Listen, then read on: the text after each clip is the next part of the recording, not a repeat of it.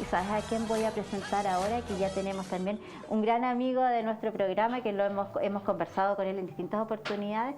El tremendo periodista y escritor Juan Guillermo Prado, que ya se encuentra con nosotros. Juan Guillermo, yo me paro para saludarte. ¿Cómo estás? Qué gusto verte, tanto tiempo. Oye, feliz de compartir contigo y Qué contarles bueno. también a todos quienes nos están viendo que tú, además de periodista y de estar como muy ligado a la literatura, has tenido distintas investigaciones muy importantes, pero la que nos traes hoy día es de tu último libro y que nos llega al corazón a muchos.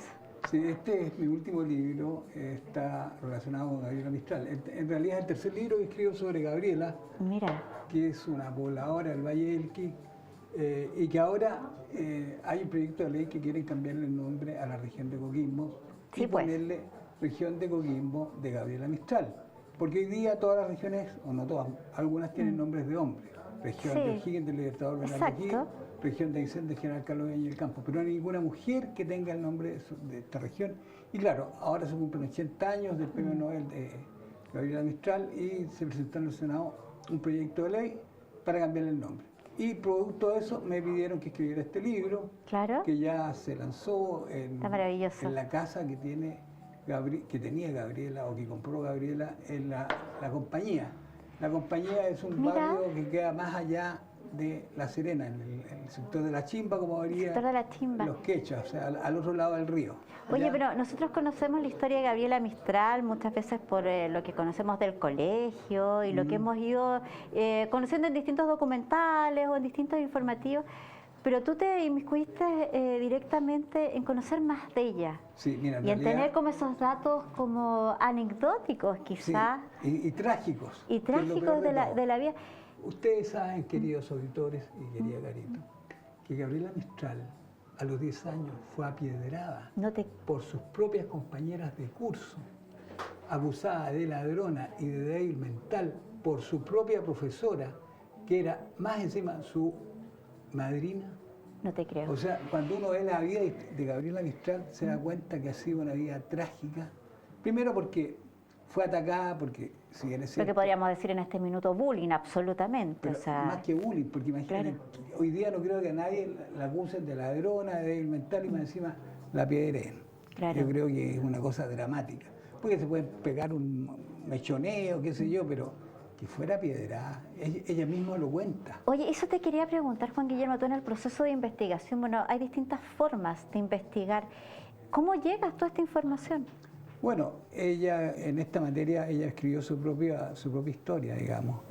Y ahí empecé a recopilar algunas cosas, como por ejemplo, a los 15 años ya era profesora, sin haber pasado por la escuela normal que existía Que era en la aquella tradicional época, en la época. ni tampoco por el pedagógico. Y esto, ella hizo clases fundamentalmente en escuelas rurales. En Monte como Grande, en Paiguano. Ella nació en Ponte Grande, que pertenece a la comuna de Paiguano, pero se traslada a La Serena con su madre y ahí compra esta casa en la compañía donde estuvimos lanzando el libro, y hizo clases en escuelas rurales, como en la cantera, la misma compañía, etcétera, etcétera, y declara que esos fueron los mejores momentos de su vida, haciéndole clases a gente pobre y fundamentalmente a ancianos, Mira. que dicen que en realidad era gente tan pobre que a veces no podían llegar. En aquella época, no nos olvidemos que mucha gente andaba a pie pelado. Claro. Por eso ese verso, tal vez el más famoso de Gabriela, Piececito de niño. ¿Por qué? Porque hasta la década del 50, del 55, todavía los niños de las escuelas rurales llegaban a pie pelado a sus casas. Claro. Entonces era dramático y a ella le tocó vivir eso. Luego de vivir eso se vino a Santiago, ganó, y aquí viene el otro drama, se mata su novio, Romelio Ureta, que le había prestado plata, él era funcionario de ferrocarril, le prestó plata a un amigo, el amigo no le devolvió la plata y cuando tenía que tenía que dar cuenta de esa plata, no estaba y se suicida. Y esto significa que Gabriela escribe los sonetos de la muerte en el recuerdo de Ureta. Oye, ¿ellos cómo se conocen? Romelio no, esos pueblos chicos de aquella época, todo Era el mundo, como todo, era parte de la... no es como ahora, que ciudades grandes, que tú tenés que conocer. no había en aquella época ni Instagram, No, ni una red tener social. ninguna cercanía. Entonces la gente allá se conocía desde el nacimiento. Tú veías en un lugar y ahí, pueblos Claro. chicos, imagínate la cantera haber tenido en aquella época 200 habitantes, un poco más tal vez la compañía. Claro. Eran pueblos muy, muy chicos que todo el mundo se conocía, y Romero Ureta, como te digo, trabajaba en ferrocarriles y saca esta plata y el amigo no se la devuelve y se mata. De ahí sale el libro Desolación. Claro. Y gana los Juegos Florales acá en Santiago. Y dice la historia que ella era tan tímida que no fue a recibir el premio, sino que lo recibió Víctor Domingo Silva por ella. ¿Ya? Y ella se instaló en una galería en el teatro. A ver la premiación. Claro, pero ella no digamos... No participa de las flores, en el fondo. Exactamente. Pero ya estaba siendo conocida y es enviada como profesora a Punta Arenas. Y en Punta Arenas escribe el libro Desolación, que curiosamente aquí hay otra contradicción. Se publica primero en Nueva York y luego en Chile. O sea, Gabriela, lo mismo ocurre con el premio Nobel. Primero le dan el premio Nobel y después le hacen el reconocimiento. Aquí en el 51 el premio nacional. Claro. O sea, pasaron 6 años para que Chile reconociera los méritos de Gabriela Mistral. Oye, ¿por qué crees, Juan Guillermo, que nosotros parte de la historia no ha tocado lo que nos relatan muchas veces en colegio o en todo el proceso educativo? Esta parte como más oscura de Gabriela en torno de los dramas y de las tragedias que le tocó vivir. Yo creo que porque a Gabriela no se le ha dado la importancia que tiene, primera cosa. Si bien es cierto, hay muchos libros sobre ella y hay grandes escritores como Pedro Pablo Seger, que fue director de la Biblioteca Nacional, que publicó mucho sobre Gabriela, se escribe poco y se habla poco de ella. Y ella comenzó a los 15 años en clase, también a los 15 años en los diarios regionales de la región de Coquimbo, comienza a publicar cosas insólitas para la época, por ejemplo, el divorcio. Que era muy adelantado para la época, o el claro. voto femenino, que el voto femenino solamente se autoriza el año 49 por Gabriel González Videla, que era serenaense, que era la región de Coquimbo como Gabriela. Pero antes las mujeres solamente pudieron votar desde el año 35 en las elecciones para cargos municipales. Y aquí, estamos en la Comuna de Providencia, se eligió a la primera mujer alcaldesa. ¿Ya? Exacto. Por eso que ahí en Los Leones con Bilbao está la Plaza de la Alcaldesa, que recuerda a esta distinguida alcaldesa de Providencia. Pero era un tema más que tabú, era un tema que no se debía, no era políticamente ni correcto, ni culturalmente correcto, ni que, claro, la mujer no estaba reconocida propiamente tal. Y Gabriela ahí lleva un tema, una bandera... Era notable cómo se adelantó a su tiempo. Y tanto se adelantó que el año 21 vino el ministro de Instrucción de México y la contrata para que fuera a hacer la reforma educacional en México, sin haber pasado ni por el pedagógico, ni por la escuela normalista, ni la escuela normal, ni nada. Arturo Alessandri Palma, que era el presidente de la República de la época, se oponía que fuera a México. Y quien la defendió fue Pedro Aguirre Cerda. Gracias a Pedro Aguirre Cerda, Gabriela Mistral llegó a México. Y ahí hace la reforma educacional. Hasta el día de hoy se recuerda su labor en México, y se recuerda tanto que hay escuelas que llevan su nombre, hay estatuas con su imagen, etcétera, etcétera. O sea, fue realmente notable y publica un libro que tuvo 300.000 ejemplares en aquella época, estamos hablando del año 20, 21 en realidad, que se llama Lectura para Mujeres, que saca 300.000 ejemplares. Hoy día en Chile, ya que estamos hablando de libros, 1000 libros es un bestseller. Si es Imagínate, que se llega, 300.000. Entonces, 300.000 libros, pero en México, bueno, México tiene mucho más habitantes que Chile, y en aquella época hay un analfabetismo en México terrible, pero igual se publica este libro. Y fue un éxito en aquella época en México. Y paralelamente en Nueva York se publica Desolación. ¿Y por qué el nombre Desolación? Porque ella recordaba el campo o la tierra que vivió en Magallanes.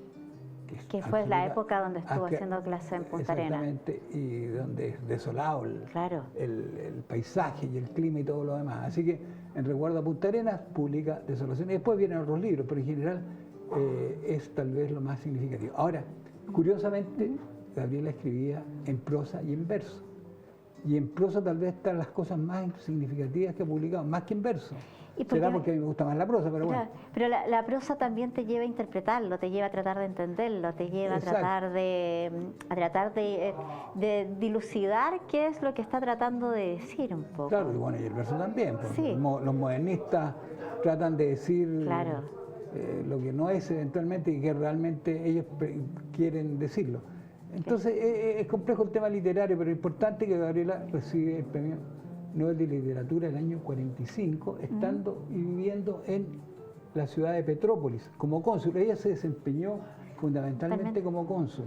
Mira. Y ella tuvo un gran amigo que fue Eduardo Frei Montalva, que era senador en la época, cuando ella era cónsul, y ella le escribía a Eduardo Frei diciéndole: Eduardo, por favor, ayúdame. ¿Tú tuviste acceso a esas cartas? Sí, ¿Tuviste acceso a leerle? ¿Publicaste un libro? Publiqué un libro sobre eso que se llama Chile, el país que soñamos, que son las cartas entre Eduardo Frei y Gabriela Mistral. Por eso te pregunto básicamente también, porque me imagino que también hay alguna carta, porque tener estos documentos en mano genera una emoción muy importante, porque es sentir la historia, es ver la historia. Nosotros lo que le estamos tratando de transmitir acá es un poco acercar la historia de nuestro país a través de algo vivo. Sí, y de una persona que fundamentalmente es de campo, de ese campo que ya prácticamente ha desaparecido en nuestro país y que fue muy importante, porque ella sale, pero imagínense, sale de este pueblo chico llamado Monte Grande, porque después de haber sido apiedrada en Vicuña volvió a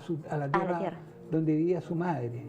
Oye, ¿cómo relata este suceso? ¿Cómo relata este acontecimiento? De haber sido muy crudo el poder. Dice que para ella fue tremendo y dice, y me instalé en una esquina de mi sala de clase y un auxiliar me fue a rescatar.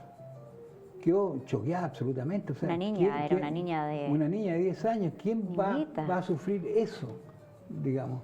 Y de ahí, digamos, se va a Monte Grande y comienza a escribir en los diarios de la época, periódicos en aquella época, y luego va a estos pueblos rurales a hacer clases, y de ahí luego entra al Liceo de Niñas de La Serena como inspectora, y de ahí se desarrolla como... Toda su carrera profesional, claro. Pero, y luego se va al extranjero, y cuando está, después prácticamente vuelve a Chile. Porque claro, en Chile lo pasó re mal, pues. Claro. Muy mal. Porque ella está de cónsul, o sea, está en México, después en Nueva York. No, en México estuvo haciendo la reforma educacional, después se da de cónsul a la Italia fascista. Y Benito Mussolini, que no podía dar a las mujeres como en el campo diplomático, la echa de cónsul en Italia. ¿Ya? O sea, sus inicios como cónsul también fueron complejos. O sea, toda su vida fue muy compleja, muy compleja. Tan compleja es que su sobrino, algunos dicen que fue su hijo, Jin, se autoelimina, estando ella de cónsul en Petrópolis. Y aquí hay otra cosa insólita. Se mata en Petrópolis el hijo Jin. Algunos dicen que era hijo, otros dicen que era sobrino. ¿Qué es lo que fue? Da lo mismo. Lo importante que era ella siempre mantuvo su vida privada muy privada, muy pero Jin era, muy protegida. Como te digo, era su favorito, ella vivía con él, etcétera, etcétera, pero el chico tenía aparentemente algunos problemas de carácter mental, y esto significó que también sus compañeros de curso le hicieran bullying, ¿ya? Y como producto de esto, se mató. Y se mata el año 45, año que ella recibe el Premio Nobel de Literatura, estando en una situación crítica en términos emocionales. Absolutamente deprimida, recibe un llamado telefónico, ella era cónsul en Petrópolis, antigua capital del Imperio Portugués, porque alguna vez los emperadores de Portugal se fueron a Brasil, y ahí por teléfono le avisan que había ganado el Premio Nobel de Literatura. Según ella se hinca y le da gracias a Dios de haber recibido este premio. ¿Ya? Pero mira lo paradójico de la vida. Lo paradojal de la vida. Y lo peor de todo es que yo estuve en Petrópolis buscando el lugar donde ella vivió y nadie se acuerda. Nadie sabe dónde vivió. ¿Y esto fue en los años...? El año 45. El año 45. El año 45 que se mata también su amigo Stefan Zweig, un escritor famoso de origen judío que arranca a Alemania porque temía por su vida y la de su señora, ellos dos se suicidan. Y si tú vas a Petrópolis, hoy día ellos saben dónde vivió Stefan Zweig y su señora, pero no tiene idea de dónde vivió Gabriela Mistral. O sea, se olvidó completamente, no recibió el premio Nobel, en cambio Gabriela lo recibió y nadie se acuerda dónde ella vivía. Y luego de eso, luego el premio Nobel ya está en Estados Unidos, de cónsul, en distintos lugares, etcétera, etcétera, y ahí ya desarrolla más su labor como cónsul. Claro, y distintas labores y distintas figuras que...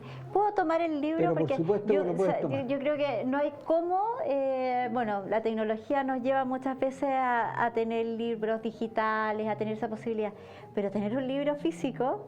Y tú muy bien lo sabes, no tiene comparación. No tiene precio, no tiene comparación, no tiene nada. Yo, gracias a Dios, he publicado ya varios libros, se lo publicó la Biblioteca del Congreso Nacional en conjunto con la Cámara de Diputados.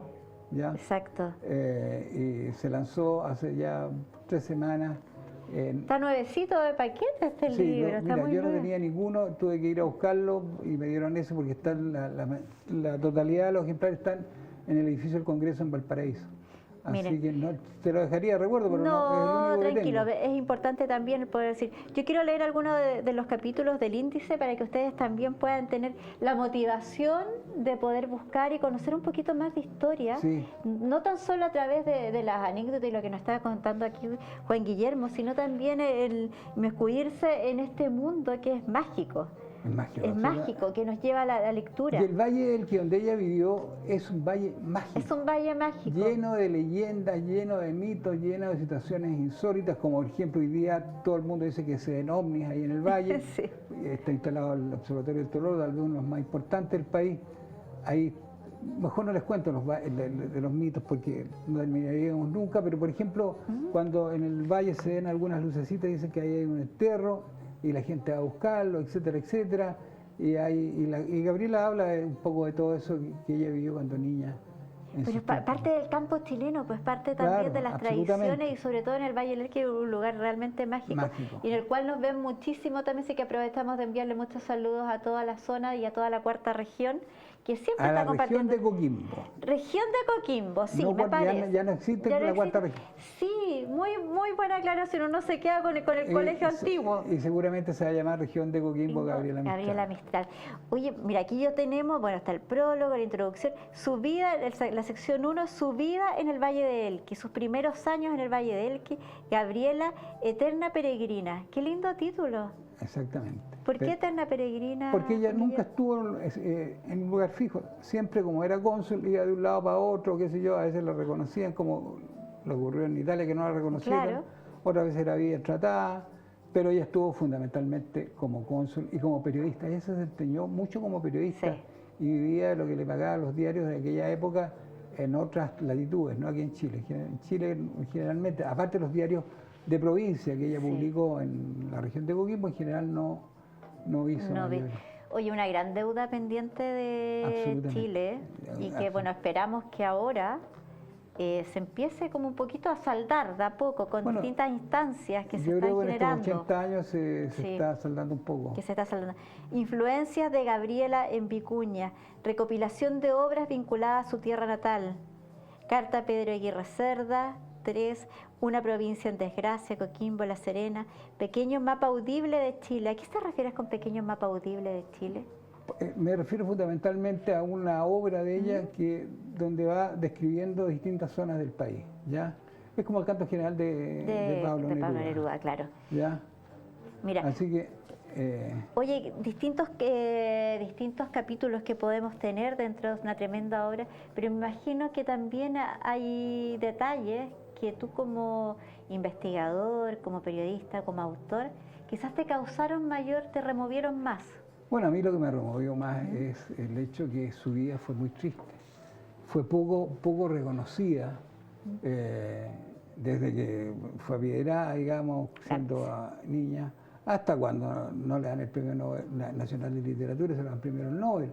Entonces es una contradicción y una paradoja increíble porque lo lógico hubiera sido que hubiera recibido el Premio Nacional y después, como le ocurrió a Neruda, y después el Premio Nobel. Acá fue todo lo contrario. Ahora, ¿habrá sido simplemente porque era mujer? Puede ser, o más porque razones fue la detrás. primera mujer latinoamericana que recibió el Nobel. Hubo un hombre antes que recibió el Nobel, un argentino, el Nobel de la Paz, pero en literatura fue la primera mujer latinoamericana que recibe el Nobel y hasta el día de hoy creo que no hay ninguna latinoamericana Exacto. que lo haya recibido. Sin embargo, hay hombres que lo han recibido, como Gabriel García Márquez, como Vargas Llosa, como Miguel Ángel Asturias, etcétera, etcétera. Pero mujeres no. Y Gabriela es la excepción, a mi juicio. Bueno, una excepción que nosotras también reconocemos porque ha marcado el camino de muchas generaciones y que como país también tenemos esa deuda pendiente de seguir conociéndola. Y yo, o sea, cuando vemos tragedias muchas veces no es para caer, sino todo lo contrario, para tener más fuerzas, porque cuando hablamos, por ejemplo, nosotros en el caso en este minuto, en la actualidad, de bullying, de reconocimientos de neurodivergencia, de distintas capacidades para poder enfrentar, muchas veces buscando en la historia nos encontramos que grandes personajes, que grandes próceres vivieron lo mismo. Y peor a veces. Y peor a veces, claro. En épocas más difíciles aún. Pero claro, porque en aquella época nadie denunciaba nada. Además, todo lo contrario. Y no se entendía muchas veces Claro. qué pasaba. Así que no, la cosa era muy compleja en aquel Sí. tiempo y Gabriela lo sufrió y lo sufrió mucho. Pero ese sufrimiento también se llevó a una obra que hoy cada uno de nosotros se siente orgulloso también de tenerla dentro de su historia. Dentro de la historia de su Chile, por supuesto. Sí. Claro. Gabriela es muy importante desde el punto de vista literario, desde el punto de vista consular. Fue la primera mujer que fue cónsul en Chile. Pablo Neruda también fue cónsul. Sí. O sea, nuestros escritores han sido cónsules. Hoy día ya parece que no se usa esto de ser cónsul cuando uno es escritor. No tiene la relevancia. No tiene la relevancia de otra hora. Necesaria. Así que es... Oye, y en tu vida como escritor, Juan Guillermo, un poquito más hablando de ti en este minuto. Porque conocer la historia, estar como atento a todo lo que está sucediendo tanto en el ámbito periodístico, que es la contingencia, como también para atrás, sí. Que es el recorrido, también te lleva a forjar una vida distinta. Sí, bueno, en realidad mi vida ha sido fundamentalmente en base a las letras. Bueno, yo toda mi vida trabajé en el Congreso Nacional, ahora estoy jubilado por suerte, pero eso... Tiene una sección muy importante. Que era la parte legislativa, sí. La parte legislativa y además de los libros raros. Ah, también estuve a cargo de los libros raros y valiosos, que son 13.000 libros, todos prácticamente que no están en el comercio y que han sido muy importantes, desde la Araucana, Ercilla, hasta libros de por allá, por 1800 y tanto. O sea, sí, en eso fue muy importante y yo quisiera comentarles algo. Pero comente todo lo que televidentes. Sí. El día martes 20 de mayo, en la Universidad Autónoma, se presenta mi último libro que se llama Secta y Crímenes Rituales, que es una recopilación de todas estas matanzas que han habido, que han sido tan insólitas por parte de distintas sectas, que son un tema... Un tremendo tema. Un tremendo tema que espero algún día conversar. Es un tremendo tema y que la verdad he abordado de manera seria como lo haces tú, a través de investigación, a través de datos, a través de un largo periodo. ¿Cuánto te demoras más o menos tú en generar un libro que viene a raíz de investigación periodística? Claro, parte por la investigación periodística y luego de eso digo, pucha, hay harto material de esto y vamos trabajando el tema.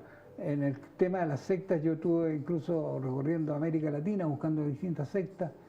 Estuve en Estados Unidos, también en Nueva York, fundamentalmente estuve refugiado prácticamente un mes ahí. Mira. En el Village, donde están todos estos templos y todas estas cosas extrañas que tienen las sectas.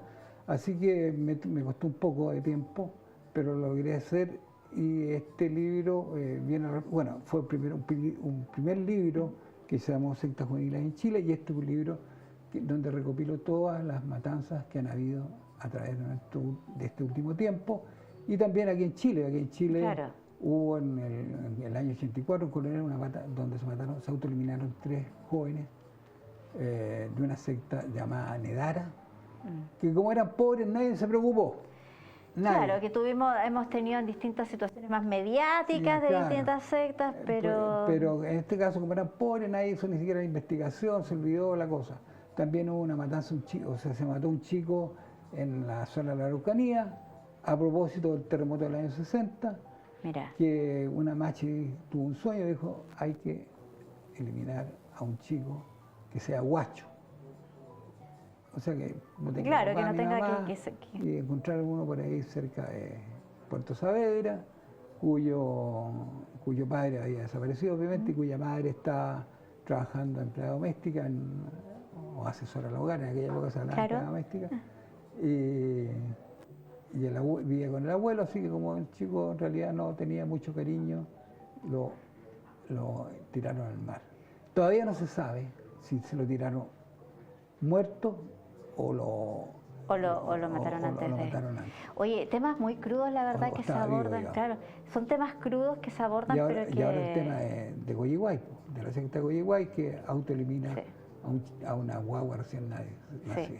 Bueno, hay distintas formas de abordar la historia y de abordar también, pero la parte de investigación y de realidad nos sirve también para poder estar atentos y no caer como sociedad en los mismos errores de no prestar atención. Y mucha gente cae en esta secta, lamentablemente. Y muchas sectas funcionan hoy día en forma disimulada, en estos espacios comunes que hay en los edificios de apartamentos, en algunas granjas o en algunos fondos cercanos a Santiago. Te estás dando cuenta que en realidad hay una realidad que desconocemos absolutamente. Una realidad que desconocemos y que la podemos encontrar también a través de libros, por ejemplo. Y sabes que quiero destacar algo, y que en ámbito no solo de este último libro que está escribiendo respecto a las sectas o el de Gabriela Mistral. Cada uno de estos compilados de letras, si los queremos llamar de alguna forma, tienen un trabajo y tienen una realidad atrás que es inmensa. Absolutamente, que es una inversión gigante, tanto de las personas que los generan, como también como de distintos equipos, muchas veces que son equipos. Y tomarle el peso a lo que uno está leyendo o a lo que uno les está entregando, muchas veces como regalo, cuando uno regala un libro, es importante. Lamentablemente tenemos acá unos impuestos a la literatura que va más allá, el 20% o el 19%. Que es un tremendo tema que tampoco me quiero acercar, no podemos pero hacernos que claro que ya, pero sin embargo nosotros como personas naturales, de decir, voy a hacer un esfuerzo, voy a comprar un libro, voy a regalar un libro, me voy a autorregalar un libro, es lo básico. Pero mira, para poder acceder. Piensan ustedes, seres televidentes, el 33% del valor del libro se lo lleva el librero. 33. Sin contar el 10% que se lleva el que distribuye el libro, sin contar lo que se lleva el editor. Consecuencia de los escritores para vivir de los libros. La literatura no funciona. No funciona la cosa. Porque, por ejemplo, si fuera un bestseller, incluso así ya en el mejor de los casos, tampoco. Porque un bestseller son 1000 libros. No es nada. En cambio, si tú estás en Estados Unidos por $1, pues de derecho de autor puedes ser millonario. Es distinto. Está la diferencia. Nuestra realidad es absolutamente distinta. Y por eso voy, valoremos a los investigadores, a los escritores, a los periodistas y a todos quienes con pasión escriben. Sí. Y es por una entrega, es por un regalo que se hace. ¿Qué pasa contigo cuando recopilas tu vida, Juan Guillermo, y te das cuenta de todo el paso que has hecho, tanto por los medios, por la prensa escrita, por el Congreso, por la escritura, por la investigación? Hoy día, cuando miras hacia atrás. No, yo estoy contento porque he hecho todo lo que he querido. He recibido premios, distinciones notables. El año pasado recibí el premio a la cultura tradicional Matur Loyola, incluso me llegó plata, cosas insólitas. Maravilloso, eso hay que celebrarlo. Así que no, la verdad que no me puedo quejar. Hoy día soy miembro del Consejo de Monumentos Nacionales, tan debatido y tan cuestionado. Muy cuestionado, sí. Pero la verdad que hay cosas que uno dice, en realidad aquí hay, bueno, las inmobiliarias están preocupadas de que votar determinados edificios porque quieren construir estos monstruos que son estos rascacielos. Claro. Entonces es complejo, pero estoy ahí y ahí hacemos muchas cosas que la verdad la gente no tiene idea, fundamentalmente en el rescate de algunos pueblos, de algunos lugares, de algunas zonas típicas que nadie sabe ni siquiera de su existencia y que están ahí desde más de algún siglo a veces y que están en condiciones bastante precarias y hay que tratar de alguna manera de que se mantengan en el tiempo. Así qué buen alcance que hiciste, Juan Guillermo, porque muchos de nosotros no sabemos efectivamente qué hace Monumentos Nacionales, qué hace este consejo. Monumentos Nacionales es un consejo que forma parte tanto el sector público como el sector privado. Yo represento a la Sociedad Chilena de Historia y Geografía en el consejo. Y hay representantes de la Sociedad de Escritores, del Colegio de Arqueólogos, del Colegio de Arquitectos, de una serie de otras entidades privadas que de alguna manera tratamos de mantener nuestros inmuebles, nuestra arquitectura, ese valor histórico que está presente. Histórico que tienen, claro. Entonces, ahí estamos a veces dando la lucha y a veces muy comprendida. Pero también, de repente hay cosas insólitas. Por ejemplo, el año pasado, no sé si se acuerdan, seres televidentes, alguien hablaba que el Consejo estaba defendiendo unas tapitas que se habían encontrado aquí en la construcción del metro. Y la verdad que no eran las tapitas. ¿No qué era?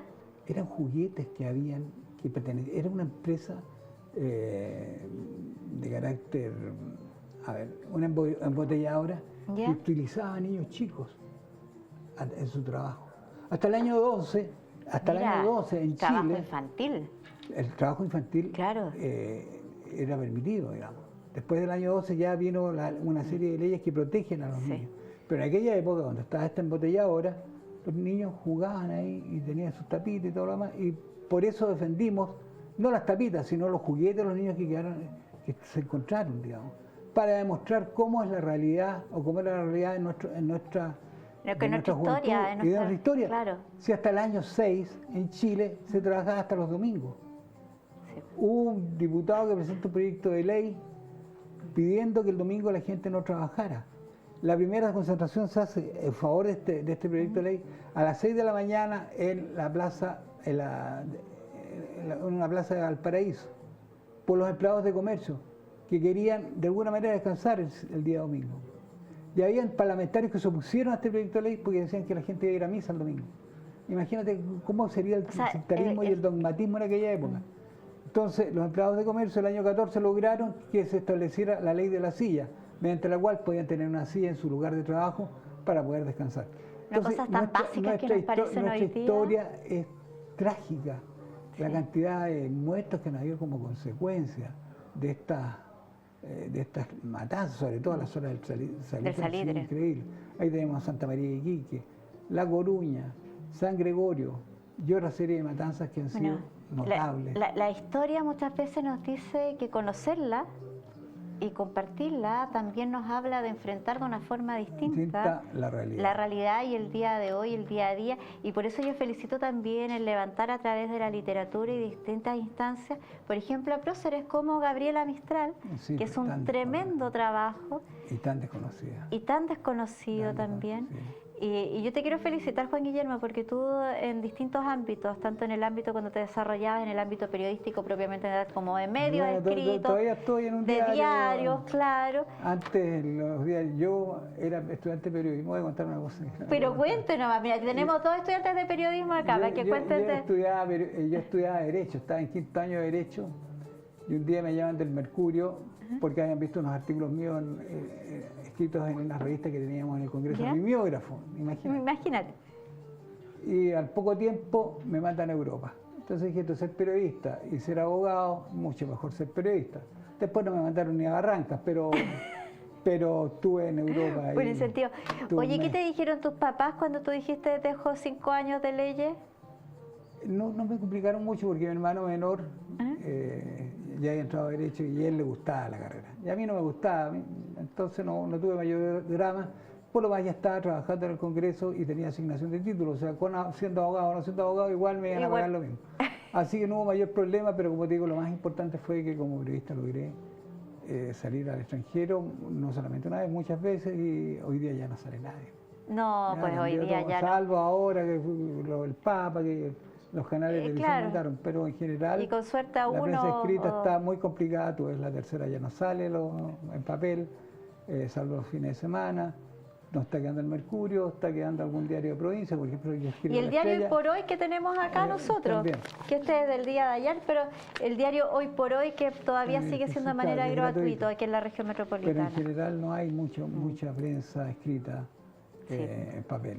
Pero bueno, son signos de los tiempos, ya hay nuevas tendencias, así que ahí estamos, poniéndonos al día. Poniéndonos al día, pero también entregando esa cercanía y esa investigación y esa rigurosidad que es tan importante dentro del ámbito del oficio y la profesión, que no la podemos perder, todo lo contrario. Exactamente. Así que ahí estamos trabajando arduamente. Ahora estoy trabajando a propósito del 21 de mayo. El lanzamiento el 20 de mayo, el 20 de mayo el lanzamiento de la Libro de la Secta, y el 21 de mayo, que es el día glorioso, el 21 de mayo, cuando ocurre digamos, el combate naval de Iquique, vino una explosión de patriotismo y todo el mundo quiso ingresar al ejército, a la armada, gracias al 21 de mayo. Y fue tanto la explosión de optimismo que hubo que algunas marcas crearon cigarrillos, por ejemplo, Mira. la Esmeralda o Arturo ¡Qué Prat, buena! o algunos aceites y algunos otros tipos de artículos que llevaban de alguna manera inscrito el nombre del 21 de mayo. Mira. Así que, y otra cosa insólita del 21 de mayo, la gran cantidad de marinos extranjeros que tuvo la Esmeralda. Por ejemplo, habían 5 griegos. 5 griegos arriba de la Esmeralda. Se pueden imaginar. Hubo hasta un peruano y un boliviano arriba de la Esmeralda el 21 de mayo de 1871. Mira, datos de historia que no conocíamos y que pudimos conocer a través de Juan Guillermo Prado aquí. Te quiero agradecer, Juan Guillermo, el venir a darnos estas pinceladas de literatura, de historia y también de tus anécdotas. Un tremendo abrazo y nos estamos viendo cuando sea necesario. Y vamos a estar atentos. Muchas gracias por la invitación. Gracias a ti, Juan Guillermo. Y vamos a estar nosotros también pendientes de cuándo sea el lanzamiento del libro para poder compartir con ustedes también todas estas noticias y difundir lo que es la literatura nacional.